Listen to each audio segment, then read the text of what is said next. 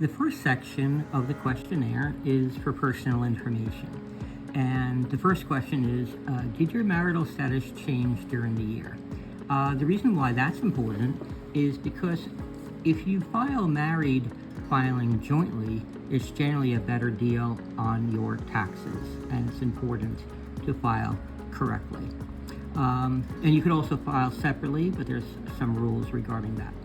The second question is, did your name change during the year?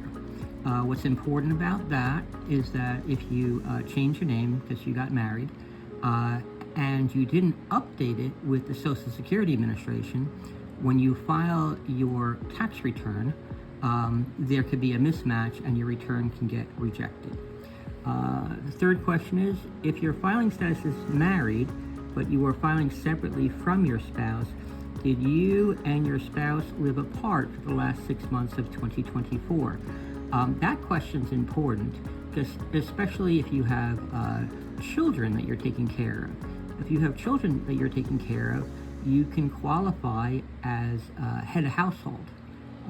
But if you're married, you can still qualify as head of household, but you have to live separately from your spouse, lived apart for the last 6 months of 2024, and of course you have to have a qualifying child. Can you or your spouse be claimed as a dependent by somebody else? The reason that question is important is because if you can be claimed as a dependent by someone else, you lose certain tax credits. For instance, the earned income tax credit. So it's important to do that correctly. Did your address change during the year? The reason why that is important is if the IRS needs to get in contact with you, perhaps your tax return was done incorrectly, or perhaps you're getting audited, or just maybe they just send you a collection letter because there's something small that's off. If they send you a letter and you don't respond to it, there could be a problem. There could be like additional penalties or other things like that. And you want to make sure that your address that you're putting on the tax return is the most up-to-date address. A lot of accounting software will just carry over your address year after year, but that's important that you tell your tax professional that you change your address, because it might be, it's not in the software to automatically change it. You have to tell your tax professional that.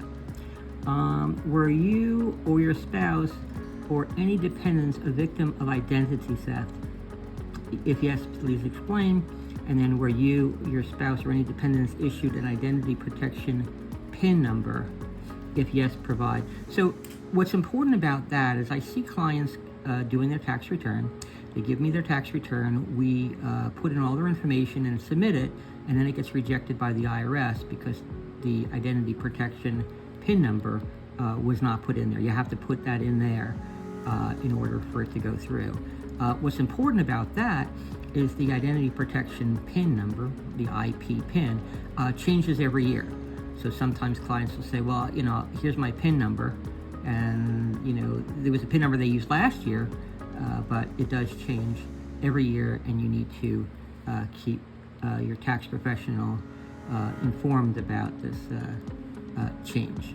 All right, and that is it for personal information on the question. Now on to the dependent information part of the questionnaire. Did you have any changes in dependents during the year? Obviously that's important because dependents you generally can get a tax credit for. These dependents can be children you gave birth to, but they could also be adoptions and other things like that. Can another person qualify to claim any of your dependents? That's important because you might not get the certain credits if other people can claim those people as dependents. So that's important. Do you have any child or dependent care expenses during the year? That's actually very important because you get a tax credit if you have certain child dependent care expenses during the year. And a lot of people don't know that. So, they have like child care and stuff like that. A lot of people are unaware that you get you get money for that. A tax credit just means money. Okay. Did you have any adoption expenses during the year? This one can be potentially really, really big. Adoption expenses, can be many thousands of dollars of reimbursement for adoption expenses.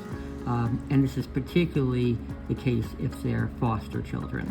That could be a very, very big number. And a lot of people aren't even aware of that rule. So that's important. The next one is important, but we don't see it that much, which is, did you have any children under the age of 18 or a full-time student under the age of 24 with more than $2,600 of unearned income? That's like income from investments, stocks, and stuff like that. That's important, but we generally don't see that. And this $2,600 number does change most years. I think it's up to like $2,700 right now. Okay, so that is the dependent information part of the questionnaire. Next comes the healthcare information part of the questionnaire. This one is very important. They're all very important, but some of them are more important than others.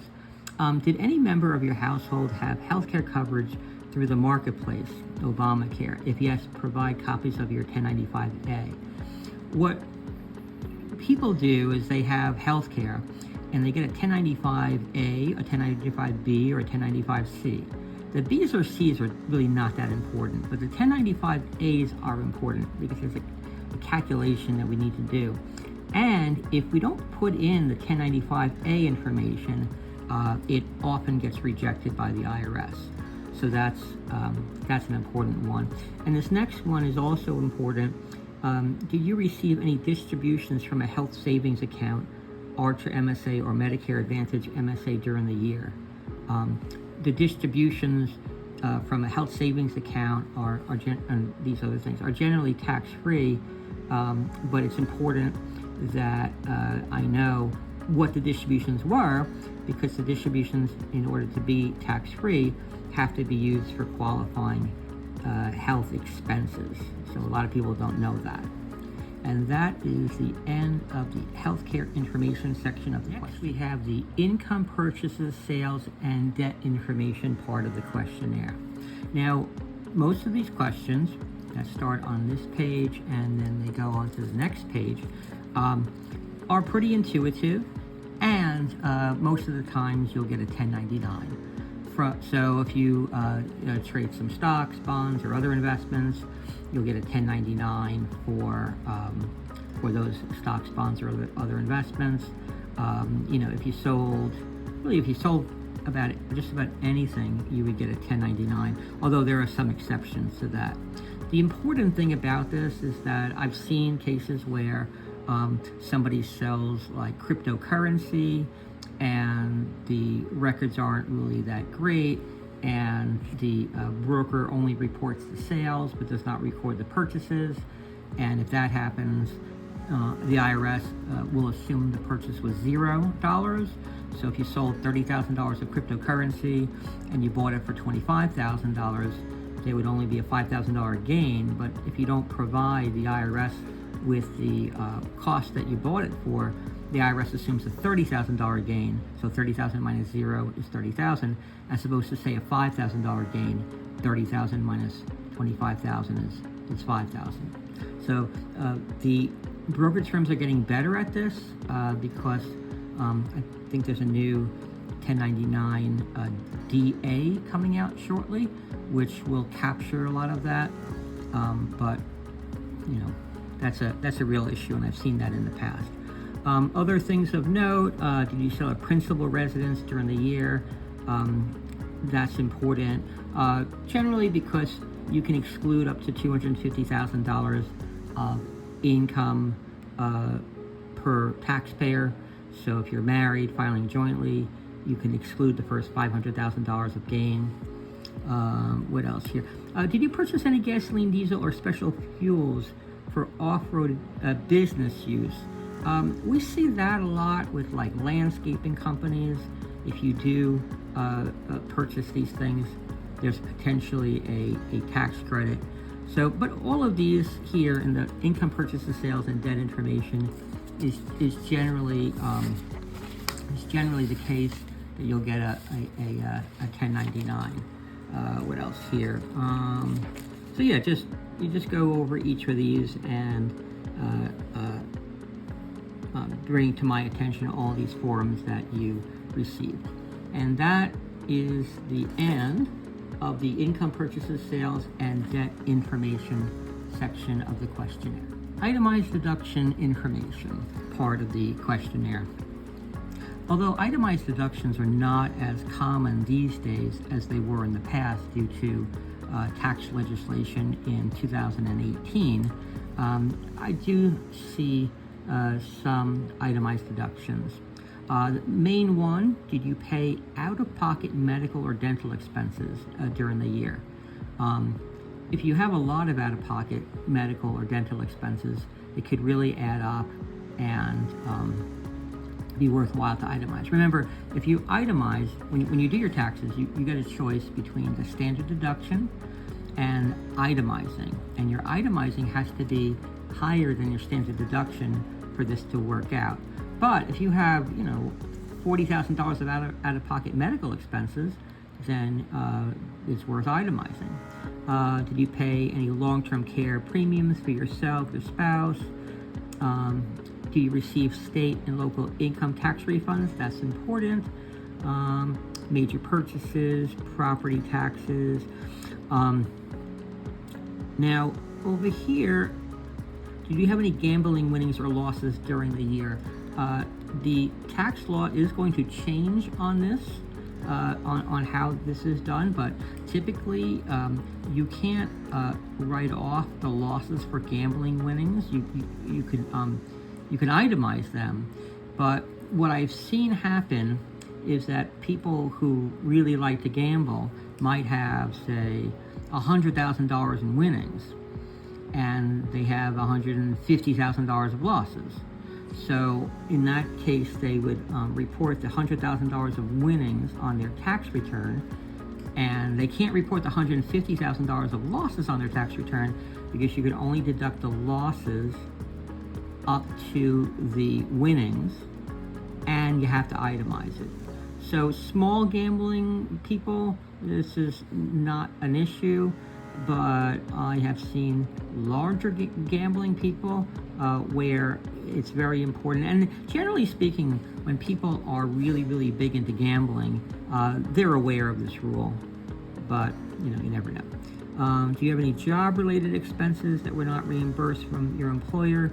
Generally, this is not applicable on your federal return, but is applicable oftentimes on your state return.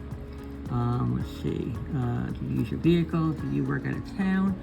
That's important too. Let's see here. Yep, that's about it for the itemized deduction information. Okay. And next we move on to the retirement information. And I mentioned to you that all the questions in the questionnaire are very important, but some are really important. The retirement information section is really important because if you have an IRA, I always say this, I think it's very important to have your investment professional be the same as your tax professional, because oftentimes the investment professional doesn't talk to the tax professional and vice versa, because they're two different people and they don't even know about each other.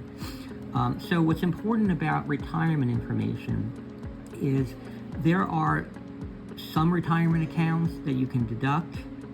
There are other retirement accounts that you can deduct, but you can't if you make over a certain amount of money. There are certain retirement accounts that you can't deduct because the spouse makes over a certain amount of money and the person has a retirement. It's a very complicated thing that we need to have, because what you don't want is, and I'll cover this in a separate video. I think I'm going to do that. I'm going to cover this in a separate video. But the overview here is it's important to answer these questions because you don't want to lose out on the deduction, and you also don't want to be taxed twice, because sometimes if you do this incorrectly, you lose out on the deduction now, and your tax, it's kind of silly, but I will cover this in another video because it's more involved. But anyway, it's important that you tell me about all of these things because it does impact your taxes and could impact it quite a bit. Okay? And that is the retirement information section of the questionnaire. So we move on to the education information of the questionnaire. This is really important too because certain tuition expenses, you do get a tax credit. And remember, tax credit just means money. So did you pay tuition expenses that were required for attending college, university? So you answer these questions here. And depending on how you answer it and depending on what your situation is, you might be able to get some tax credits, which again is just money, back for these important items. But your tax professional, might not know this unless you fill out this form and bring it to his attention. And that is the education information section. Now, moving to the foreign tax information. So I mentioned again that every question here is important in the questionnaire, but some are really important. And the retirement information, as I mentioned, was very important. Foreign tax information is probably the most important thing that we need to get right. Because if you have a foreign account in another country over a certain amount and you don't report it, disclose it to the government on a particular form, the penalties can be exceptionally high. And I mean penalties of like tens of thousands, if not hundreds of thousands of dollars of penalties. Now you might say, I don't have an account in a foreign country, and most people don't. Maybe 1 or 2% of people have a foreign account, but they often don't disclose that because they don't even know that they have to disclose it. And you might say, well, I'm not rich. I don't have money, stocked away in a Swiss bank account. It's not what I see in reality. I see, like, let's say you have somebody that came over here from a foreign country, say Italy or Mexico. That person might have an account still in Mexico or still in Italy or wherever. Think about it. If you had to flee the United States to go to another country, you might keep an account in the United States. I mean, that's kind of normal and natural. Now, I'm going to cover this foreign tax thing in another video, but just understand too that there's a lot of foreign tax questions here that I pieced out here.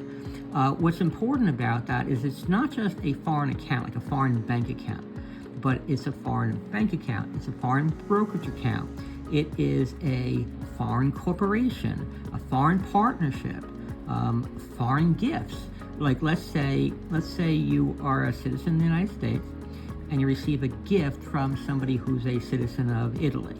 And if it exceeds a certain amount, there's a tax form for that. So maybe you get an inheritance. Maybe somebody died and gives you a rural country house in Italy. If it's over $100,000, there's a form for that, and if you don't do it correctly, the penalty can be like thousands, tens of thousands, possibly hundreds of thousands. Also, too, this is also a lot of people don't understand this too. Did you receive a foreign pension during the year? So if you have, maybe you taught in another country and you're getting a pension from that other country, foreign pension. Specified foreign financial assets. Another example is potentially you have a rental property in another country. Depending on how that's done, the rental property might have to be disclosed as well. Depends on how you structure it. So it's just this foreign tax thing. I've seen several cases of people who I ask them, hey, do you have a foreign account, foreign anything? And they say, oh no. Oh, you know what? I have. Also, if you have an account, say with like a parent. Let's say, your parent is a resident of Italy and, puts you on as, in case I die, it goes to you kind of thing. That also has to be disclosed because it's not just the owner, but if you have, signatory authority over a financial account. So anything foreign, anything, please tell me about it because if you don't and you don't disclose it, even if even if it doesn't earn any interest too. Like let's say you have an account in a foreign country that pays you 0 interest. Well, you still have to disclose it if it exceeds certain parameters. So anyway, I'll discuss this in another video, but I've seen this go really wrong for people who don't disclose it, and it's not something that a lot of tax professionals even ask. They might just mention it briefly, but believe it or not, Puerto Rico is kind of a foreign account for some tax reporting. It's not for some, but it is for others. So a lot of people are under that mistake as well. All right, so there you go. That's the foreign tax information to be covered in greater detail in another video. But very, very, very, very important, probably the most important thing besides the retirement information. Okay, the next section of this questionnaire is refund withholding and estimated tax information. This is pretty important because otherwise you'll overpay for your taxes. If you have an overpayment of 2024 taxes, do you want the refund applied to your 2025 estimated taxes? Most people pick no there. If you're going to get a refund, most people want the money, but some people want it applied. Very, very rare. But number 2, this is important. Did you make any estimated payment towards your 2024 taxes? So some people, they send in estimated payments, say $1,000 every quarter. You need to tell me that so I can put it into the computer, because if you don't, then it's gonna show a higher amount of taxes that you owe. So that's important. Most people know that, but some people don't. Did you apply an overpayment, estimated taxes? That's important, but not very common. Do you anticipate your income or withholdings to be different? That's important, especially if you're making substantially more, because we do estimated taxes, and if you make a lot more in any given year, you have to start paying more in estimated taxes. Otherwise, there's a small penalty for that. The penalty is larger than it is in the previous several years because interest rates are up. Okay, so that concludes the refund withholding and estimated tax information. And finally, we come to the miscellaneous information part of the questionnaire. Did you receive, sell, exchange, gift, or otherwise dispose of a digital asset or financial interest in a digital asset? That's very important because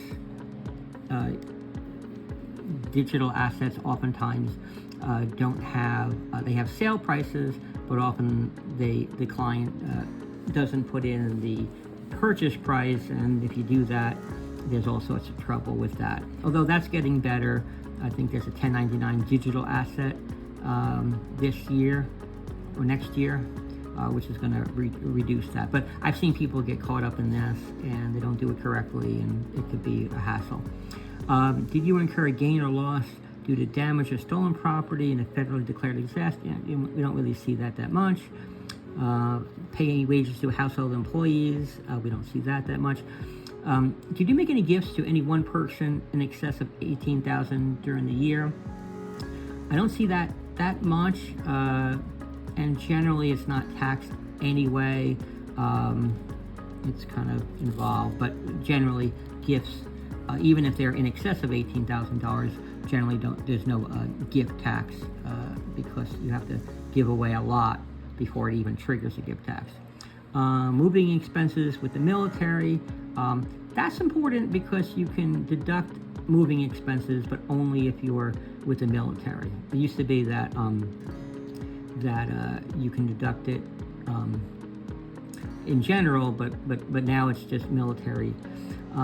Did you make any energy efficient improvements to your home during the year? That's very important because if you buy certain energy efficient things and solar, etc., you could potentially get a tax credit. And remember, tax credit just means money. And sometimes that could add up to a lot of money, particularly for solar. Are you a business owner who paid health insurance premiums for your employees? That's important. Did you receive a cash payment or digital assets more than $10,000 in one transactions. Okay. Most people are not dealing with like physical cash these days. So, but if you are, and you receive more than $10,000 in a trade or business, there's a form to fill out. If you don't, that could be a really big problem. Did you own an interest or shares in, or did you dispose of a qualified opportunity fund? Most people are going to say no to that. Did you make any purchases subject to use tax during the year? Yeah, I've seen that. It's generally not that common. Did you receive any? Oh, so this last one is pretty big. Did you receive any notices from the IRS or state taxing authority? If yes, please explain. That's important, because if you say you owe some money to the IRS, and let's say you owe $5,000 to the IRS, and you have, you do your taxes and you're going to get a $6,000 refund, well, $5,000 of that is going to go to the IRS, and you're going to be disappointed because you're going to expect a $6,000 refund and only get $1,000. May the IRS discuss your return with your preparer? Generally, yes. And that is the end of the questionnaire.